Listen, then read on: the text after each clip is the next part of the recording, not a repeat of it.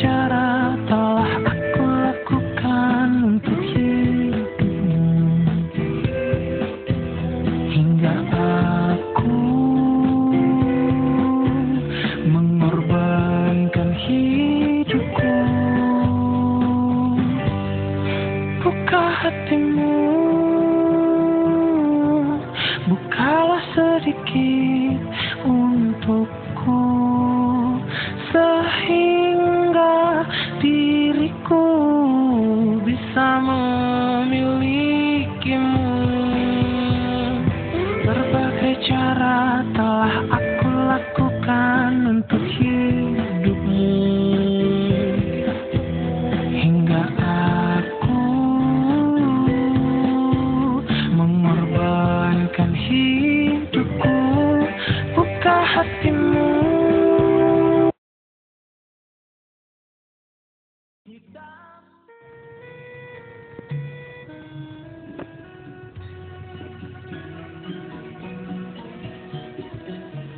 Indonesia adalah sebuah negara besar yang sangat kaya akan sumber daya alam. Indonesia terdiri dari pulau-pulau yang sangat subur, hijau royo-royo. Bung Karno berkata, Indonesia bagaikan untayan jamrud khatulistiwa. Indonesia memiliki iklim yang tropis dan sangat baik untuk pertanian, sehingga mayoritas bangsa Indonesia hidup dan mencari penghidupan di sektor pertanian. Maka Indonesia disebut sebagai negara agraris. Tetapi ironisnya, di negara yang kaya raya, yang subur makmur ini, mengapa justru kemiskinan itu adalah masyarakat petani? Indonesia memiliki hamparan perairan yang sangat luas, terdiri dari selat, laut, dan samudera. Maka Indonesia juga sering disebut sebagai negara maritim. Tetapi mengapa justru kantong-kantong kemiskinan itu adalah masyarakat nelayan? Sampai kapan ini akan terjadi? Entahlah. Barangkali hidup akan baik kembali tatkala kita lah petani adalah sumber energi bangsa. Secanggih apapun teknologi, kalau manusianya tidak mengkonsumsi hasil keringat petani, tidak akan berarti apa-apa. Setinggi apapun pangkat dan jabatanmu, kalau tidak mengkonsumsi hasil keringat petani, tidak akan berarti apa-apa.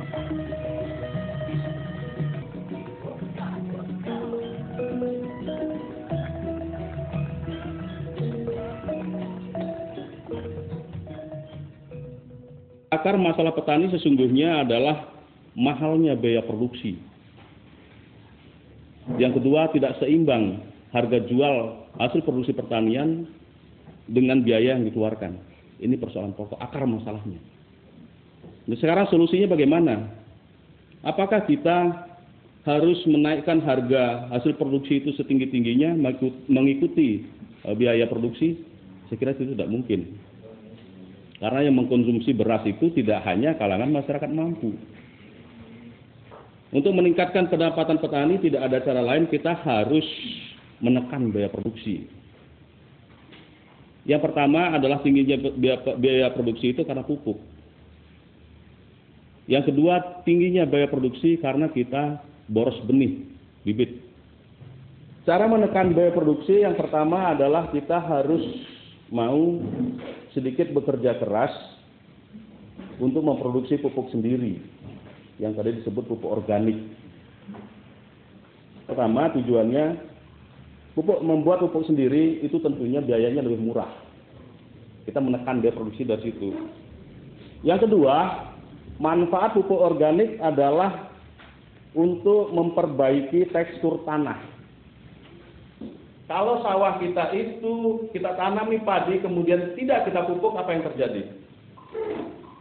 Padi kita tidak akan berkembang biak, padi kita tidak akan membesar, padi kita tidak akan berbuah. Oleh karena itu, kita mempunyai kepentingan, kita harus mau memperbaiki tekstur tanah, di mana tanah sawah kita sekarang ini sudah benar-benar tandus, benar-benar sudah rusak. Dengan menggunakan pupuk organik, kita akan memperbaiki tekstur tanah. Manfaat perbaikan tekstur tanah adalah, kalau saya ibaratkan di sawah, di padi, ini padi kita. Kalau sekarang Bapak-bapak memperhatikan bagaimana padi kita pada saat pertumbuhan dicoba disabut, akarnya seperti apa? Akarnya akan bundel begitu saja. Karena tanahnya keras. Tetapi kalau kita menggunakan pupuk organik, akar padi akan menyebar lebih jauh. Sehingga padi kita akan mampu menjangkau nutrisi lebih banyak dari dalam tanah. Dengan demikian akan meningkatkan produktivitas tanaman. Ini juga termasuk anakan padi. Yang ketiga, fungsi pupuk organik adalah ternyata tanah yang mengandung pupuk organik memiliki daya tahan air yang lebih lama. Ini yang nggak pernah kita perhatikan. Apabila petani mengalami kekurangan atau keterlambatan air, maka tanaman kita akan bisa bertahan lebih lama. Baik itu padi maupun tanaman perkebunan atau juga hortikultura. Kandungan airnya itu lebih lama. Maka inilah pentingnya pupuk organik. Menggunakan pupuk kimia ternyata memberikan kontribusi terjadinya sebuah pemanasan global. Sebab ketika sawah kita sat, itu langsung kering, kemudian yang menguap itu adalah kandungan kimia, unsur kimia. Ini terjadi pemanasan global selain dampak dari adanya rumah-rumah kaca dan juga dampak dari adanya penggundulan hutan. Kaitannya dengan pertanian, adanya pemanasan global ini berdampak kepada terjadinya iklim pancaroba. Ini sangat mengganggu jadwal pertanian, adanya iklim pancaroba. Begitu pentingnya pupuk organik. Saya masuk kepada teknologi SRI karena tujuan teknologi SRI itu adalah yang pertama menekan biaya produksi, yang kedua meningkatkan hasil produksi. Yang pertama tadi kita menekan biaya produksi dengan memproduksi pupuk sendiri, yang kedua kita menghemat benih. 1 hektar membutuhkan berapa kilo Pak kalau benih kalau non SRI? 35 35 30. 25 30. Jadi 1 hektar 25 sampai 30 kg non SRI. Kalau yang SRI cukup hanya 1 hektar itu 10 kg saja.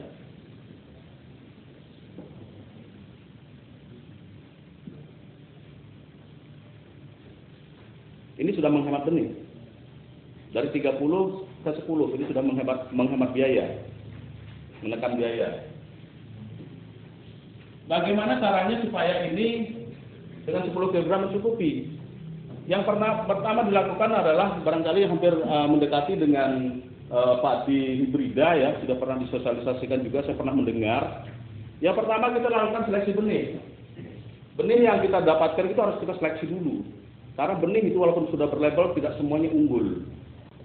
Cara menyeleksi benih bagi yang sudah tahu ya kita mengingat kembali, yang belum tahu supaya pada hari ini tahu.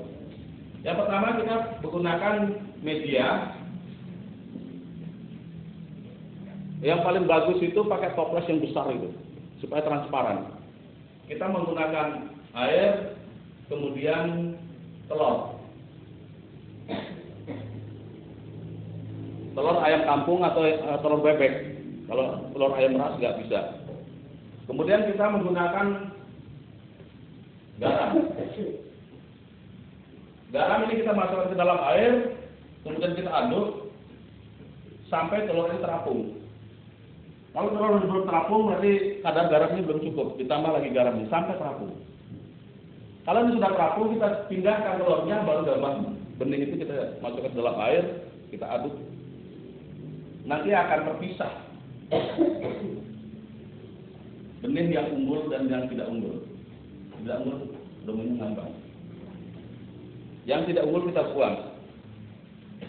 Benih inilah yang setelah diseleksi ini kita cuci bersih dulu supaya kadar garamnya hilang, kemudian kita rendam 1 hari 1 malam baru kita semai. Cara menyemai pun tidak di hamparan, tidak di sawah, tetapi di rumah saja. Kita menggunakan besek. Besek ini kita lapisi daun pisang, kemudian kita kasih isi pupuk organik, kita tebar benih itu di besek itu. Siram setiap hari, ditempatkan di tempat yang aman supaya tidak diganggu oleh hewan. Kemudian dalam umur 1 minggu paling lambat 10 hari harus sudah ditanam. Penanaman sama dengan mungkin hibrida ya, yang pernah saya dengar itu penanaman tunggal. Jadi 1 tancapan cukup 1 batang saja. Jarak tanam itu paling rapat, idealnya untuk di Lampung itu kita buat 25 kali 25 jarak tanam. Kenapa bibit muda harus ditanam? Tadi kita mendekat biaya produksi, sekarang kita bicara meningkatkan hasil produksi. Ini yang non SRI. Ini yang SRI. Ini kita semai, sama-sama semai. Non yang SRI 10 hari kita harus sudah tanam, paling lambat. Kalau non SRI berapa hari biasanya? 20 sampai ke 1 bulan. 1 bulan. 30 hari baru kita cabut. Kemudian menunggu tanam. Biasanya juga nunggu setelah dicabut, dilempar-lempar ke sawah kan begitu. Itu masih nunggu tukang tandur gitu kan. Ini baru dicabut. 30 hari. Ini 10 hari sudah cabut, sudah tanam. Untuk menyamakan ini sama-sama 30 hari, ini ada tenggang waktu 20 hari. Ternyata yang menggunakan teknologi SRI dalam 30 hari ini sudah anakannya 3 sampai 4. Ini baru cabut. Karena benih ini benar-benar benih yang sudah dipilih unggul. Selain itu juga benih ini tidak mengalami siksaan. Dicabut dari besek karena waktu tanam besek kita bawa ke sawah langsung ditanam. Sedangkan yang ini dicabut, banyak akarnya yang patah, batang yang putus, dikepiak-kepiak, bui ketikat, uncal-uncal ke sawah, tersiksa padi kita itu. Ini dia mengalami masa stres. Bisa sampai 7 hari sampai 10 hari. Tidak kita sadari ini sampai 10 hari mengalami stres. Dia 10 hari ini belum keluar anakan. Sedangkan ini tambah 10 hari ini sudah berarti ini 40 sama-sama 40 hari. Ini anakannya sudah banyak. Ini baru ngelilir. 10 hari kemudian ini baru beranak. Berarti ini sudah 50 hari. Ini baru beranak. Beranaknya pun karena benihnya tidak ada jaminan untuk hidup sehat, karena tidak diseleksi, kemudian sudah disiksa terlebih dahulu, itu pertumbuhannya pasti tidak bagus. Tapi ini karena tidak mengalami siksaan, tumbuhnya akan sangat hebat. Ini anakannya sudah banyak. Ini baru mau beranak, baru tumbuh anakan. Umur 70 hari sudah berhenti beranak, karena sudah mulai hamil. Non SRI padi kita beranak hanya punya waktu 20 hari. Sedangkan yang SRI punya waktu 50 hari.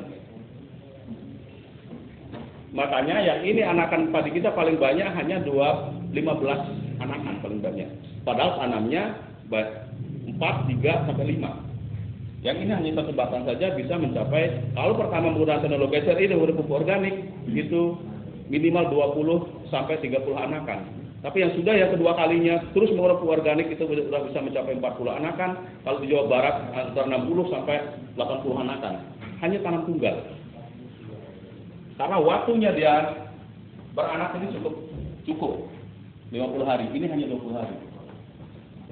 Inilah cara kita meningkatkan hasil produksi.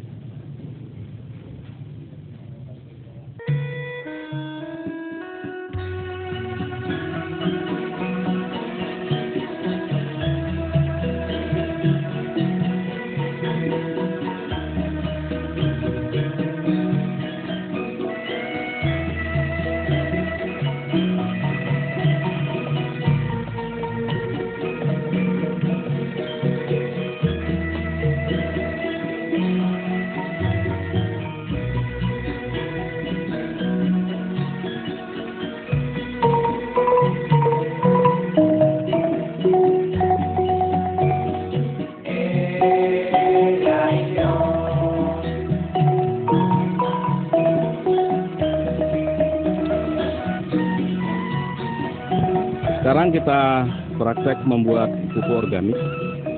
Bahan-bahan yang pertama ini adalah mikroba. Mikroba ini isinya bakteri. Bakteri ini yang akan berfungsi untuk melumat bahan-bahan pupuk yang akan kita fermentasi nanti. Ini 1 liter cukup untuk 1 ton pupuk. Dicampur dengan air 200 liter, kemudian dicampur dengan gula 2 kg. Kita aduk bakteri ini dengan waktu yang sangat singkat akan berkembang biak. Bahan yang kedua adalah kita menggunakan dedak. Dedak ini yang berfungsi untuk menjadi makanan daripada mikroba setelah nanti kita fermentasi. Bahan yang berikutnya adalah merang atau sekam. Kemudian bahan dasar itu boleh dari jerami, sisa-sisa makanan ternak dan juga daun-daunan bisa kita gunakan untuk pupuk organik. Dan bahan yang terakhir adalah dari kotoran ternak. Untuk 1 ton pupuk itu 500 kg adalah bahan dasar. Kemudian untuk kotoran ternaknya adalah 30%. Berarti dalam 1 ton itu membutuhkan 300 kg. Kemudian sekamnya 10% dan dedaknya 10%. Memulai praktek ini, saya persilahkan untuk menuangkan mikroba ini ke dalam air.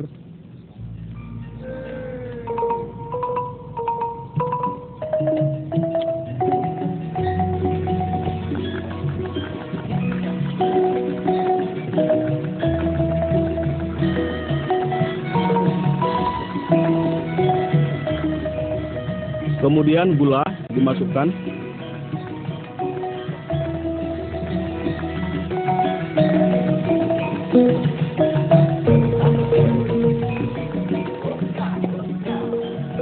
Selanjutnya diaduk supaya gulanya larut.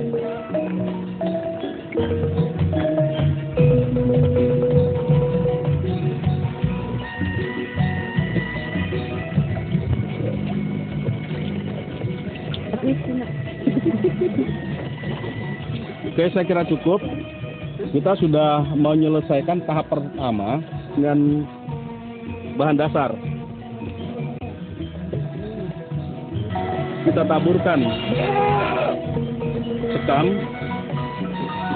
dan sisa pakan ternak di lapis paling bawah.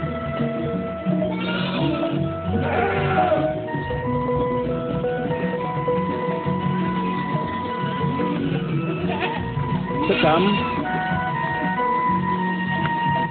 diratakan kira-kira 1 kali 2 meter. Rapikan. Oke, saya kira sementara cukup, cepat diratakan dulu biar rapi.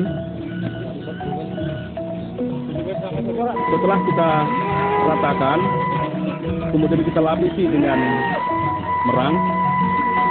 Aku sama beberapa juga. Aku juga campur dulu. Ayo aku itu lewat IGN.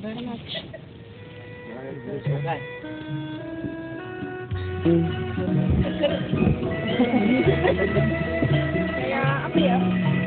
Canggih.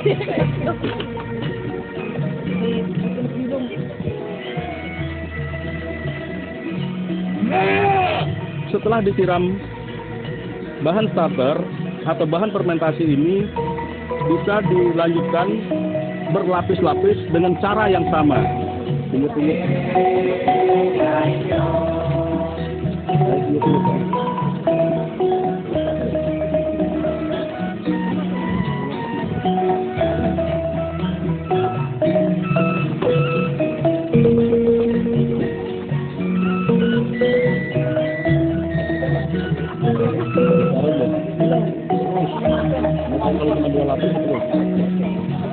Dua lapis bisa 3 lapis ya. Kalau bisa 3 lapis sudah dulu. Bisa 3 lapis saja ya. 3 lapis ya.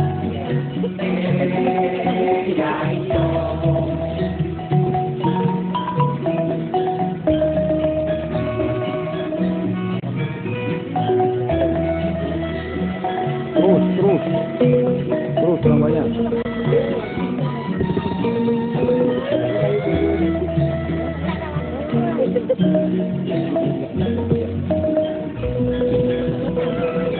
Ini buat ini. Kita berapa tuh?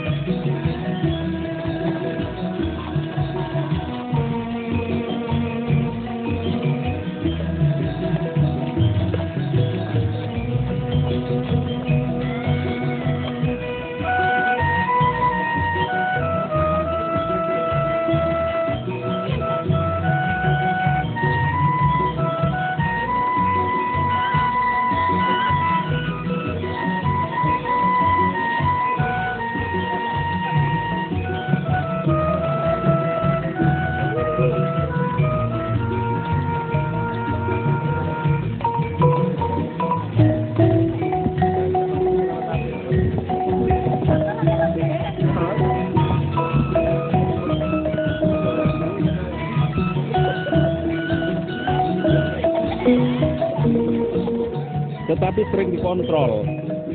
Satu hari kalau bisa setiap hari dikontrol untuk mengetahui suhunya. Suhu yang ideal itu 50 derajat Celcius. Untuk mengetahui apakah lebih atau tidak 50 derajat derajat kurang lebih.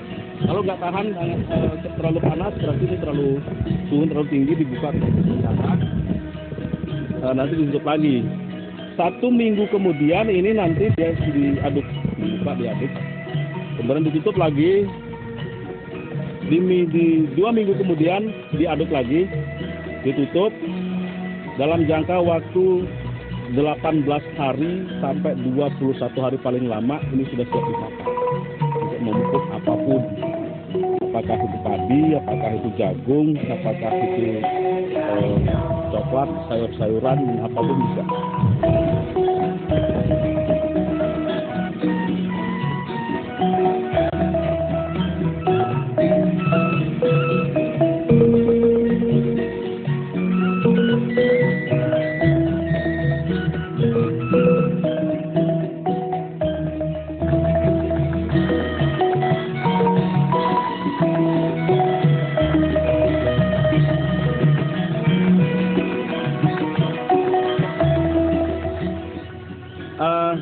Selanjutnya kita lakukan seleksi benih. Benih yang berlabel sekalipun itu harus diseleksi karena masih banyak benih ini yang tidak unggul. Cara untuk melakukan seleksi benih adalah sebagai berikut. Kita masukkan telur ayam kampung atau telur bebek ke dalam air. Selanjutnya kita masukkan garam. Kita aduk sampai telur ayam tadi mengapung. Kalau telur ayam itu belum mengapung, garamnya ditambah. Jadi fungsi daripada telur ini hanya untuk mengetahui kadar garamnya yang sesuai dengan seleksi benih.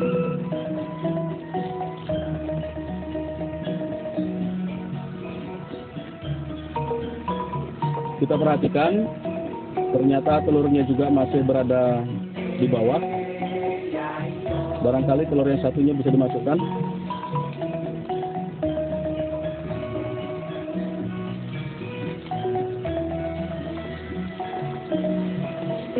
Ya, nampaknya telur sudah mulai naik, sedikit demi sedikit. Cukup dulu garamnya, diaduk sampai merata.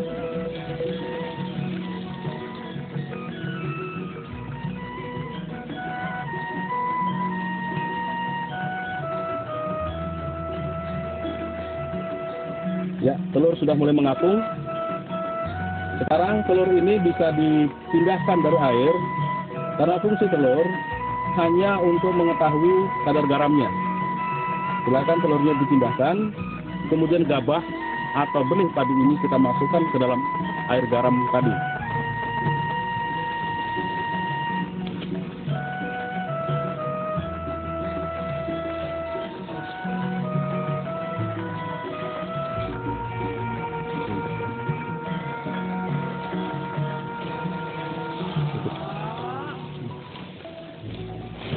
Kita aduk.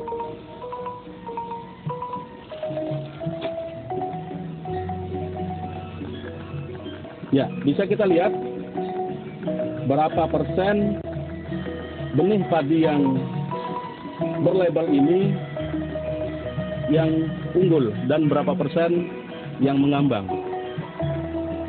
Benih yang mengambang itu kita pisahkan. Ini tidak layak untuk ditanam. Selanjutnya, benih yang sudah diseleksi ini seyogianya kita rendam 1 hari 1 malam, baru kita semai.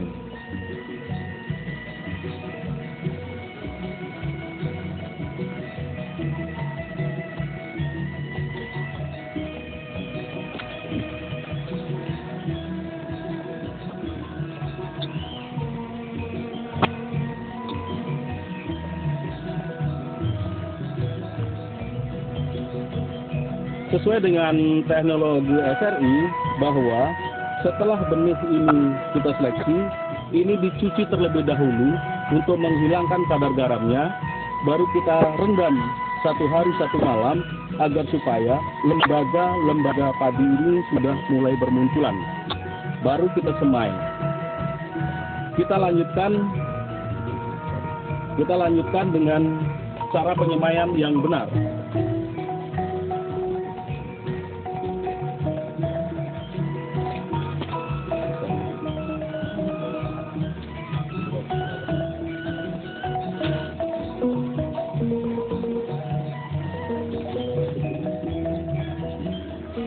Nah, ini semestinya ini kita cuci bersih untuk menghilangkan kadar garamnya, kemudian baru kita semai. Untuk memperagakan, langsung saja kami coba cara penyemaian yang benar. Kita tidak menyemai di hamparan sawah, tapi kita semai menggunakan besek. Besek ini kita lapisi dengan daun pisang. Tujuannya agar supaya akar-akar padi nanti tidak menembus dinding-dinding besek. Ketika melakukan penanaman, akar padi tidak putus. Besek kita isi dengan pupuk organik. Kurang lebih 3/4 dari besek ini. Kita lanjutkan dengan penaburan. Penaburan benih dalam satu besek itu kurang lebih 300 butir.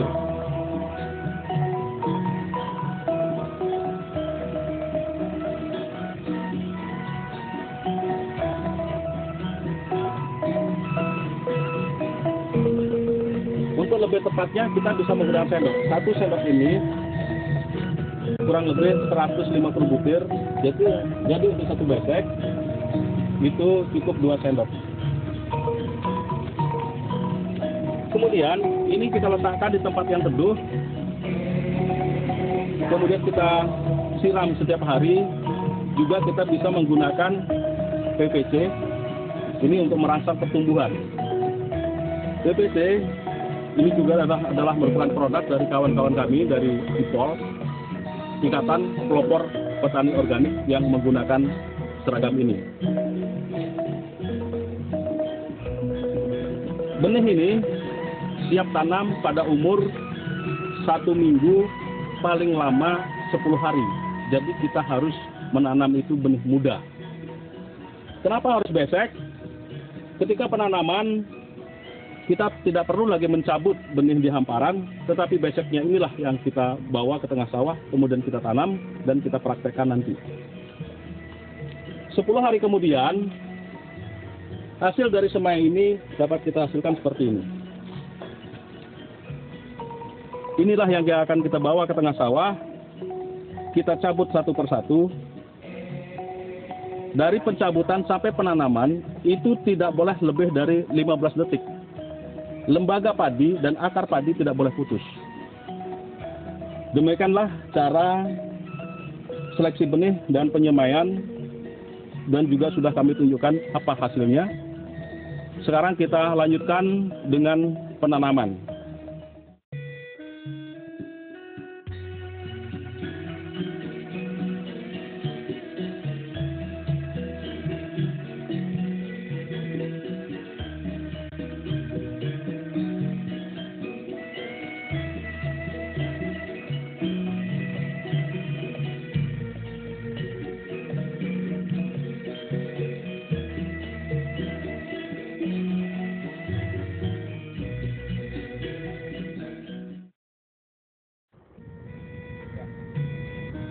Kita telah berada di lahan persawahan.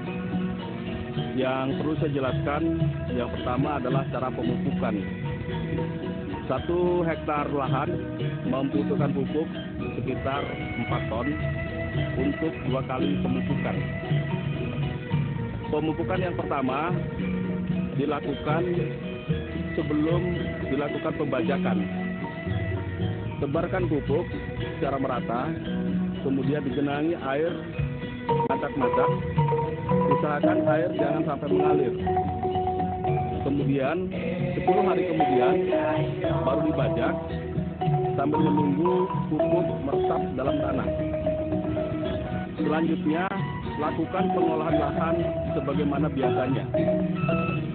Dapat juga pemupukan pertama dilakukan setelah dilakukan pembajakan pertama, kemudian dilakukan pengolahan lahan sebagaimana mestinya.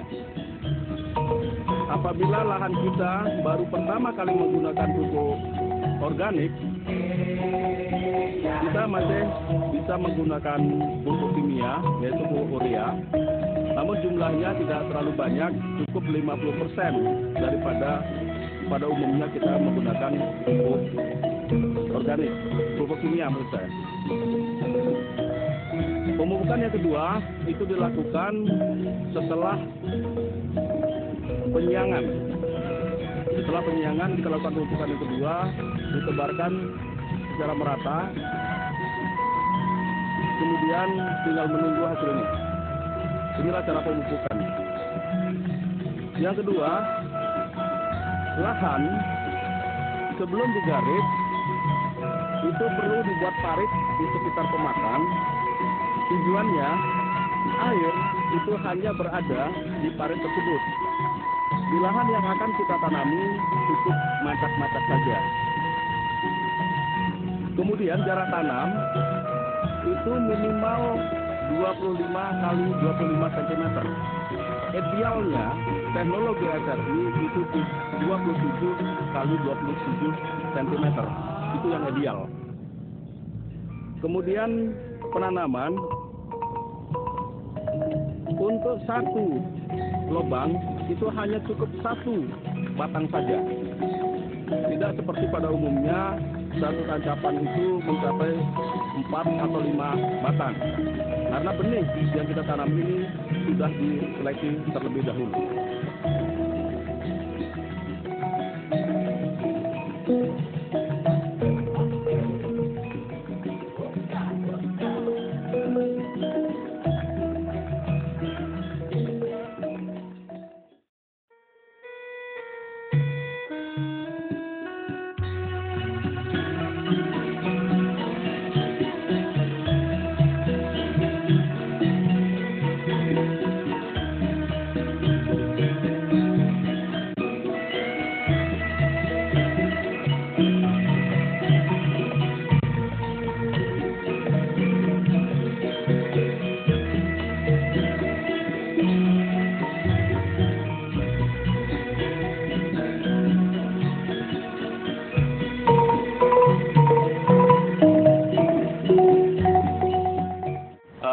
Sekarang kita praktek membuat pupuk bokasi. Bahan dasarnya adalah dari kotoran ternak, dari kotoran sapi, kotoran kambing atau kotoran ayam bisa digunakan untuk pupuk bokasi. Kotoran ternak itu yang sudah cukup lama, yang sudah menjadi tanah. Terlebih dahulu kita ayak untuk memisahkan logam, mungkin ada sampah plastik dan juga batu yang tidak bisa tercampur di dalam pupuk ini. Kemudian bahan yang kedua adalah kita menggunakan abu. Bahan yang ketiga kita menggunakan dedak. Yang keempat kita menggunakan dolomit. Kemudian kita juga masih menggunakan sedikit pupuk kimia, diantaranya pupuk SP, pupuk NPK dan juga pupuk urea.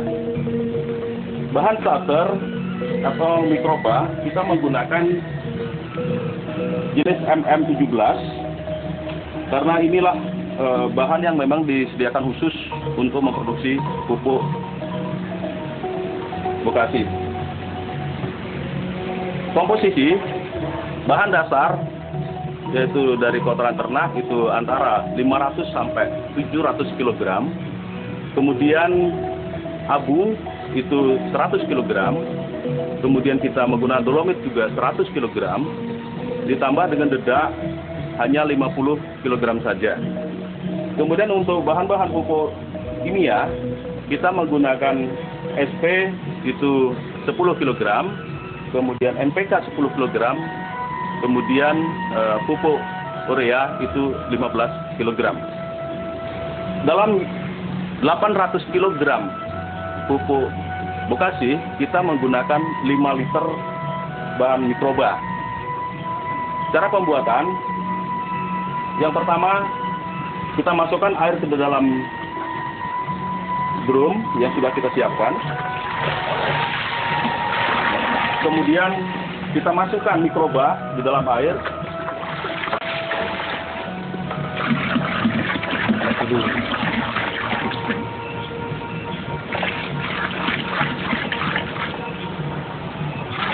Selanjutnya diaduk secara merata.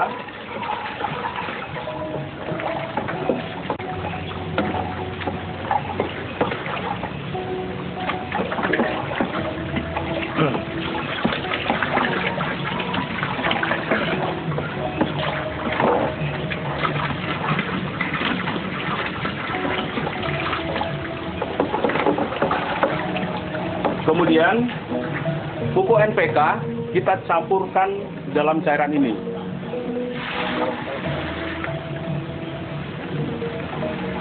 NPK yang biasa kita gunakan atau yang dianjurkan adalah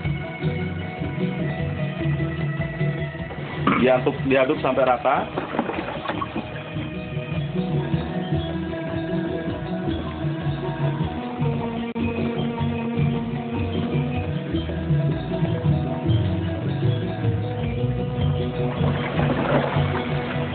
Sambil menunggu bakteri ini berkembang biak di dalam air, kita lanjutkan ke langkah berikutnya.